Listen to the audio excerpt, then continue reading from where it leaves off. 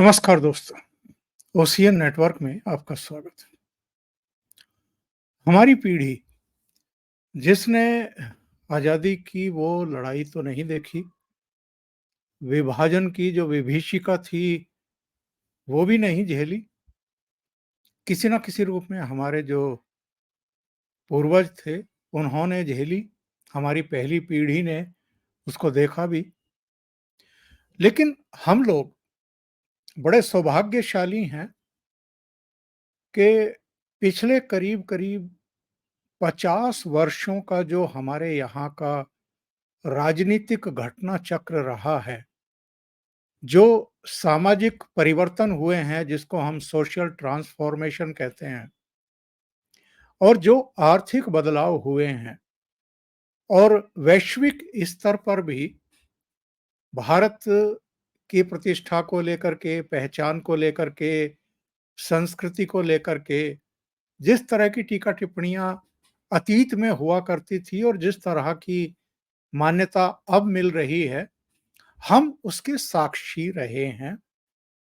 इसके अलावा भी आज़ादी के बाद से शुरू के 10 सालों को अगर छोड़ दें, 10-15 सालों को, 20 सालों को, तो जितने घटनाक्रम हुए हैं इमरजेंसी से लेकर के और बाद में 80 के दशक में, 90 के दशक में और इस नई सदी में भी उन सारे घटना चक्रों और घटनाक्रमों के हम साक्षी रहे हैं।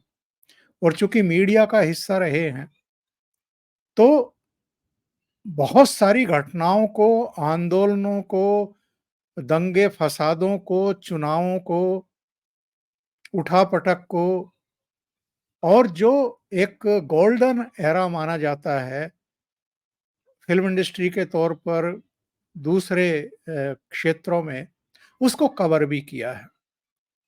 और एक लेखक के नाते कुछ पुस्तकें भी लिखी हैं। उन घटनाओं को पुस्तकों में भी दर्ज करने का एक अवसर मिला है। बहुत सारी ऐसी यादें हैं, बहुत सारी ऐसी राजनीतिक पटल पर घटनाएँ हैं, जो दिमाग में आती हैं, ओझल हो जाती हैं। लेकिन कुछ घटनाएँ ऐसी होती हैं, जिनको आप अगर खुरच करके भी अलग करना चाहें, तो वो अलग नहीं हो सकती हैं। और ऐसे घटनाक्रमों में वैसे नाम तो कई लिए जा सकते हैं, लेकिन चूँकि आज हम बात कर रहे हैं अरविंद केजरीवाल की, आम आदमी पार्टी की, उसके भविष्य की और खुद अरविंद केजरीवाल के भविष्य की भी। तो इसीलिए इस पर आज फ़ोकस रखते हैं। कल बेहद महत्वपूर्ण दिन है मेरी नज़र में और आप में से भी बहुत सारे लोगों की नज़र में होगा। क्योंकि एक महत्वपूर्ण दिन तो गया है 21 मार्च, जब अरविंद केजरीवाल को गिरफ्तार किया गया। दूसरा महत्वपूर्ण दिन गया है 9 अप्रैल का, जब दिल्ली हाई कोर्ट ने ईडी की कार्रवाई को यानी अरविंद केजरीवाल की गिरफ्तारी को कानूनन बिल्कुल सही बताया और ये भी कहा कि इनके खिलाफ भ्रष्टाचार के घोटाले के पर्याप्त सबूत हैं। और तीसरा घटनाक्रम कल सोमवार को घटने जा रहा है सुप्रीम कोर्ट में। 2 सदस्यीय बेंच जो है वो गठित कर दी गई है जस्टिस संजीव खन्ना और दीपांकर दत्ता की अगुवाई में। और ये कल सुनवाई करने वाली है जो याचिका चुनौती के रूप में हाई कोर्ट के फैसले को चुनौती देते हुए जो सुप्रीम कोर्ट में याचिका दाखिल की है अरविंद केजरीवाल ने, उस पर सुनवाई करने वाली है। सुप्रीम कोर्ट का फैसला कल का इस पार्टी की भी दशा-दिशा तय करेगा। अरविंद केजरीवाल का भविष्य भी तय करेगा। और पिछले कुछ सालों से जिस तरह की एक बेशर्म राजनीति इस देश में हो रही है, दूसरों पर आक्षेप लगाओ, दूसरों के सिर पर ठीकरा फोड़ो। अपनी नाकामी हुई है तो उसके लिए भी दूसरों को ज़िम्मेदार ठहराओ। और जो संवैधानिक पदों पर बैठे हुए लोग हैं, उनका अपमान करो, उनका तिरस्कार करो, उनके खिलाफ एक गलत परसेप्शन क्रिएट करो, माहौल बनाओ और किसी तरीके से लोगों को भ्रमित करके अपनी राजनीतिक रोटियां सेकते रहो। एक्चुअल में मैंने आज जो एक आम तौर पर इस तरह के शीर्षक में लगाता नहीं, आप में से बहुत सारे लोग जानते हैं मैं किस तरह की पत्रकारिता करता रहा हूँ। बहुत संतुलित तरीके से चीज़ों को लेकर के चलता हूँ, बिना उत्तेजित हुए अपना पक्ष रखता हूँ, अपना विचार रखता हूँ, चीज़ों की समीक्षा करता हूँ।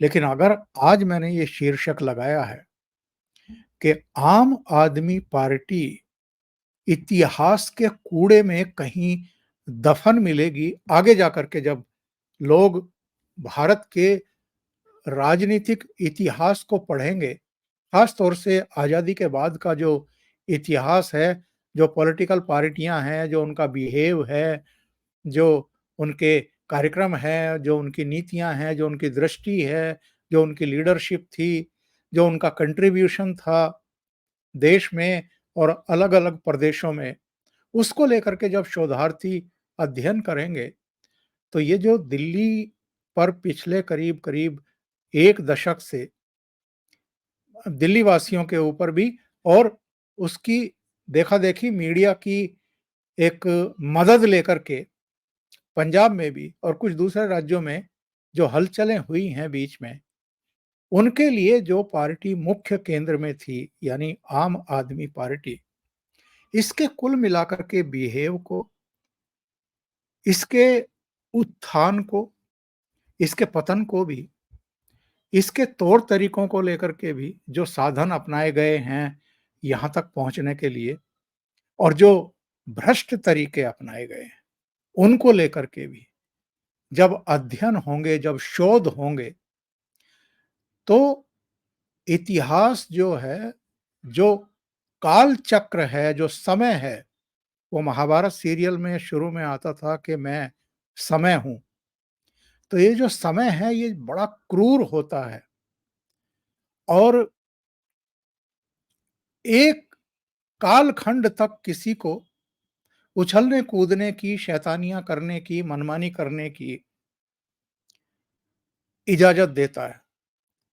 लेकिन जब ये बेरहम होता है, तो क्या होता है, इतिहास के पन्ने अगर हम देखें, तो भरे पड़े हैं ऐसे घटना चक्रों से।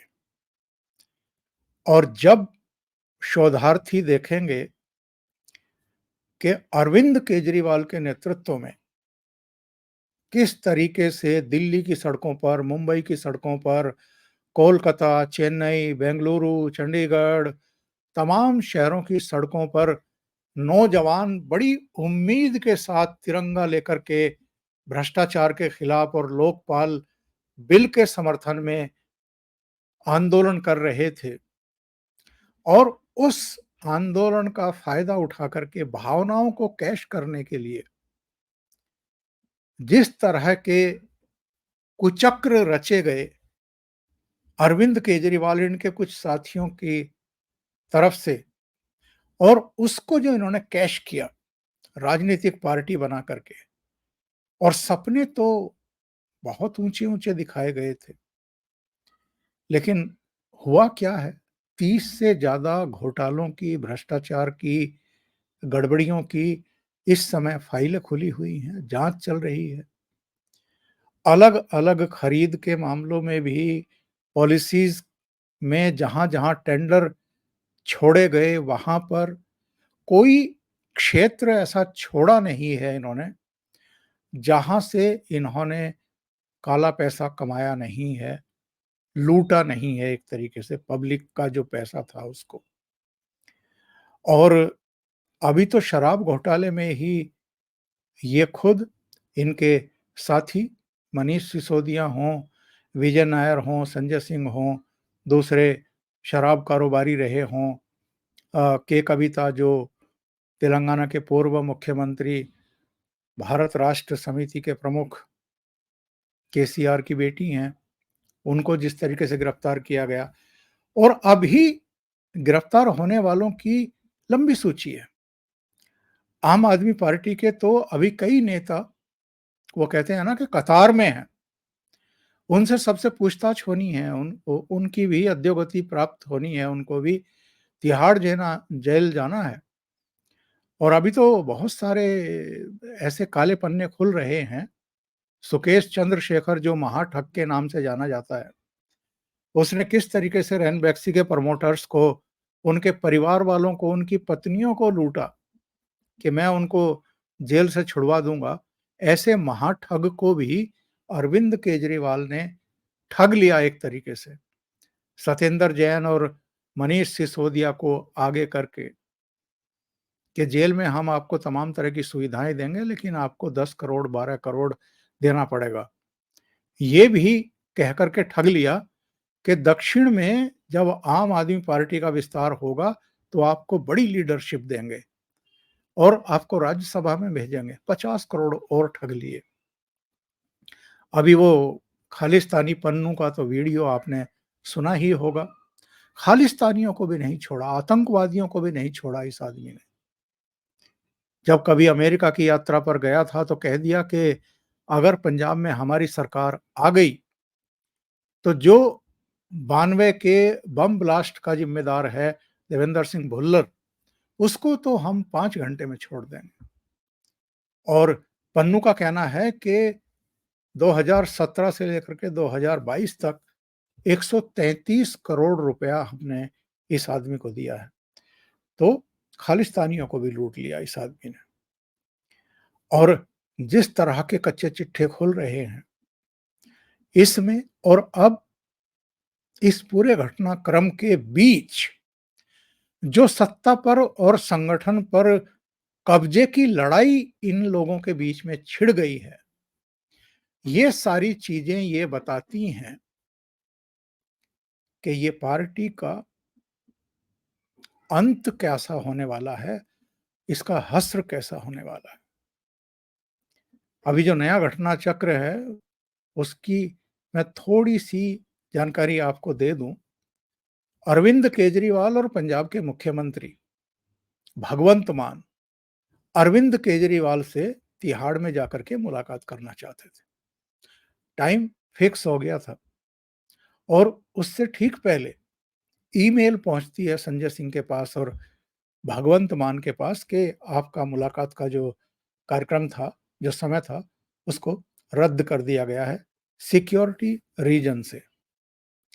अब ये प्रेस कॉन्फ्रेंस कर रहे हैं बैठ करके कि साहब मैं दिल्ली से सांसद हूं, मुझे ही तिहाड़ जेल में 3 बार के चुने हुए मुख्यमंत्री से नहीं मिलने दिया जा रहा है। बड़ी अत्याचार कर रही है मोदी सरकार हमारे साथ और चुने हुए मुख्यमंत्री के साथ।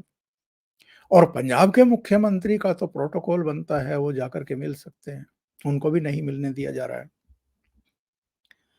अब जो दिल्ली के इनके प्रदेश अध्यक्ष हैं बीजेपी के, वीरेंद्र सचदेवा, उनका एक बयान आया है। पॉलिटिकल पार्टियों के नेताओं के बयानों को मैं इतना सीरियसली एज सच नहीं लेता हूं, लेकिन उन्होंने कुछ ऐसी बात कह दी है कि जिससे लगता है कि उसको थोड़ा-सा तो सीरियसली हमें लेना चाहिए और समझना चाहिए। क्योंकि अरविंद केजरीवाल ने जो लिस्ट दी थी जेल प्रशासन को कि ये मुझसे मुलाकात कर सकते हैं, उनके साथ तो अरविंद केजरीवाल की 1 टू 1 मुलाकात हो रही है, फेस टू फेस मुलाकात हो रही थी। उनकी पत्नी भी जाकर के मिल रही थी, बेटा वगैरह और दूसरे लोगों के बारे में तो जानकारी नहीं है, पर विभव जो उनके पीए थे वो भी मिल रहे थे। अचानक ऐसा क्या हुआ कि जब अभी 1 दिन पहले उनकी पत्नी गई, तो जंगले से उनकी मुलाकात कराई गई। ऐसा क्या हुआ?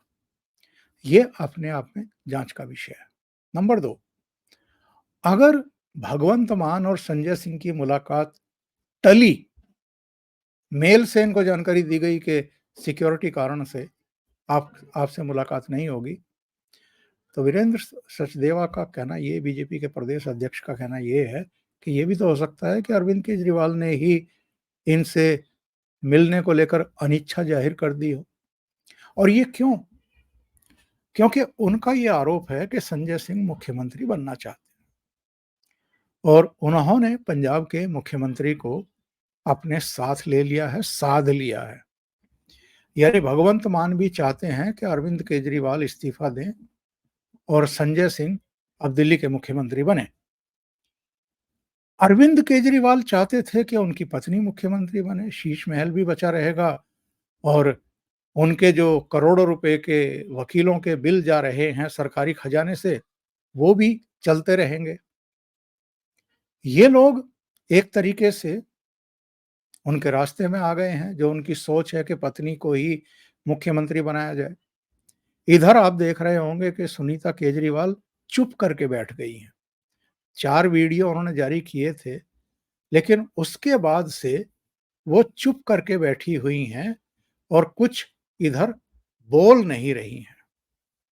अरविंद केजरीवाल की तरफ से भी किसी तरह का कोई नया बयान कि जी विधायकों को मुख्यमंत्री जी ने ये कहा है, फलाने को ये क्या कहा है, ढिमकाने के लिए ये मैसेज भेजा है, वैसा कुछ अभी आ नहीं रहा है।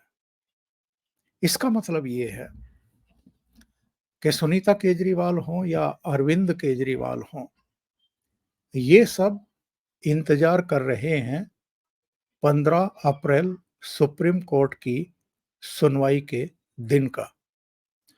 और हाई कोर्ट का जो रुख रहा 9 अप्रैल का, अगर वैसा ही रुख सुप्रीम कोर्ट का भी रहा, जिसके चांसेस ज्यादा हैं, तो उसके बाद जो घटनाक्रम होने वाला है आम आदमी पार्टी का अंदरूनी, सरकार को लेकर के भी, मुख्यमंत्री पद को लेकर के भी, संगठन पर वर्चस्व को लेकर के भी, लोकसभा चुनाव में प्रचार की कमान किसके हाथ में रहेगी इसको लेकर के भी, ये देखना अपने आप में बेहद दिलचस्प होगा।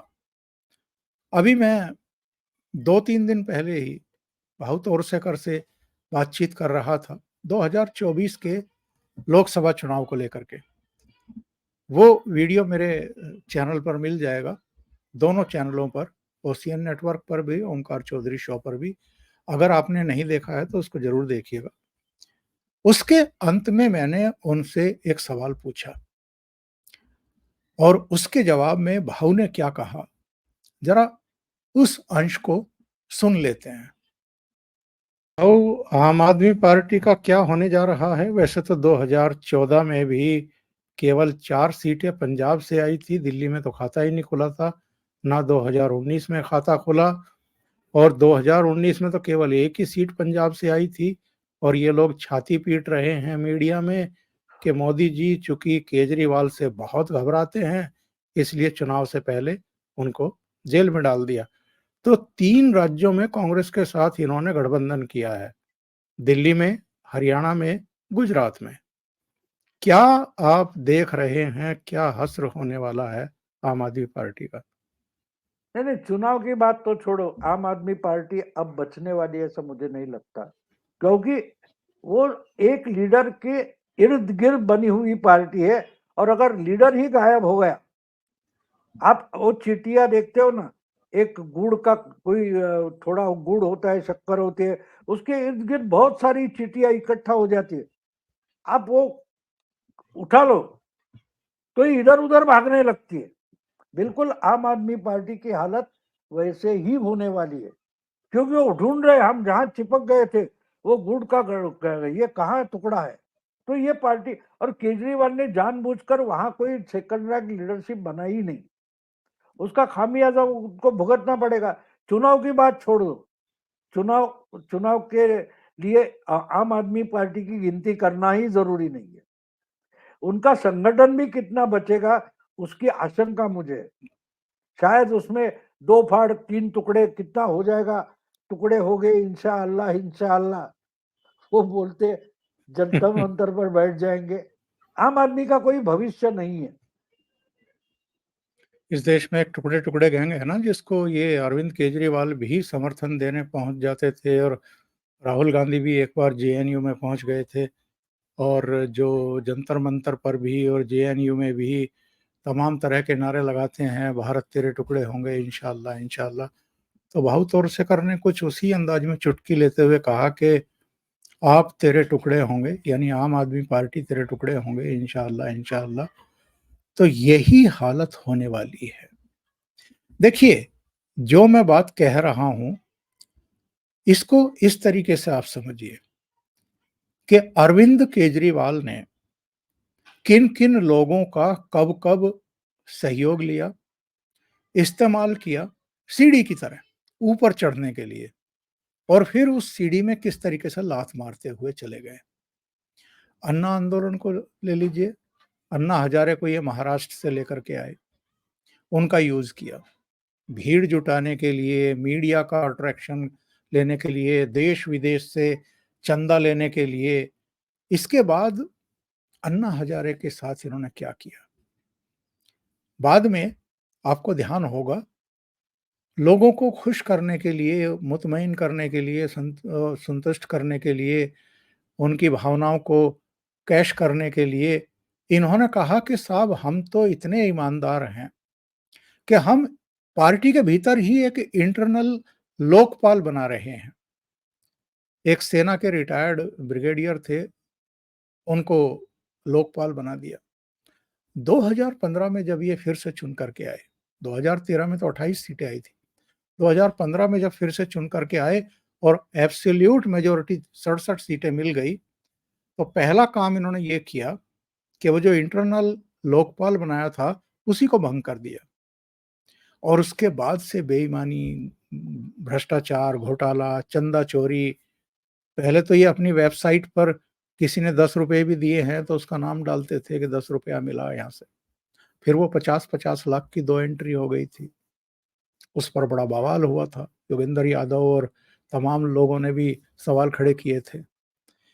आप ज़रा याद करिए, कितने लोगों को या तो धक्के मार करके इन्होंने बाहर निकाल दिया आम आदमी पार्टी से, या उनके लिए अपमानजनक स्थितियां, परिस्थितियां पैदा कर दी। और जो पार्टी के भीतर इनके लिए चैलेंज बन सकते थे, या जिनमें इनसे थोड़ी सी ज्यादा बुद्धि थी, जो खुद सोचने समझने की क्षमता रखते थे, उनको किस तरीके से इन्होंने किनारे किया या पार्टी के बाहर किया, ये सब हमारे और आपके सामने है। तो जिस आदमी ने सत्ता में बने रहने के लिए, यहां तक पहुंचने के लिए, और इतने बड़े बड़े घोटाले और भ्रष्टाचार करने के लिए, और लोगों की आंखों में धूल झोंकने के लिए इस तरह के कृत्य किए हों, अपने ही सहयोगियों के साथ मिसबिहेव किया हो, उनको पार्टी से निकाल करके उठा करके बाहर फेंक दिया हो, उस आदमी की अधोगति क्या होगी, उसका अंत क्या होगा, ये मुझे बताने की और समझाने की जरूरत नहीं है। आप में से बहुत सारे लोग जानते हैं कि क्या होने वाला है। और हाई कोर्ट ने जो कुछ फैसला किया था, और जिस तरह के तथ्य प्रस्तुत रखे थे निर्णय देते हुए कि ईडी की कार्रवाई बिल्कुल सही है, कानूनन है, वैध है, और इनके खिलाफ पर्याप्त सबूत हैं एजेंसी के पास में, मुझे नहीं लगता कि सुप्रीम कोर्ट से भी कुछ इनके लिए अलग फैसला होगा। हालांकि बहुत लोग कहते हैं कि सुप्रीम कोर्ट में कोई एक पॉइंट पकड़ करके ऐसा ना हो कि अरविंद केजरीवाल को राहत ही दे दी जाए। पर जो कानून के जानकार हैं, वो सीधे सीधे तो कुछ कहने से बचते हैं, लेकिन ऑफ द रिकॉर्ड कहते हैं कि बहुत मुश्किल है कि सुप्रीम कोर्ट से इनको राहत मिले, क्योंकि बहुत सॉलिड केस है ये। और अगर ऐसा हुआ, अरविंद केजरीवाल अगर लंबे समय के लिए अंदर गए, तो पार्टी का बिखरना, टूटना और बंटना बिल्कुल तय है। क्योंकि संगठन पर वर्चस्व को लेकर के, मुख्यमंत्री पद पर कब्जा करने के लिए कई लोग हैं जो इस समय लॉबिंग कर रहे हैं। और अरविंद केजरीवाल जब लंबे समय के लिए अंदर सुनिश्चित हो जाएंगे कि ये अंदर ही रहेंगे, उसके बाद आप पंजाब के मुख्यमंत्री का भी जरा तेवर देख लीजिएगा, बदले हुए तेवर देख लीजिएगा। तो अभी के लिए इतना ही। बहुत बहुत धन्यवाद। अगर आपको ये चैनल और इसके कंटेंट पसंद आ रहे हैं तो लाइक करें, कमेंट करें, वीडियो को शेयर भी करें। अभी तक अगर आपने ये चैनल सब्सक्राइब नहीं किया है तो सब्सक्राइब कर लें और साथ में लगे बेल आइकॉन को दबा दें ताकि आगे आने वाले वीडियो और उनके नोटिफिकेशन आप तक पहुंचते रहें। बहुत बहुत धन्यवाद। नमस्कार।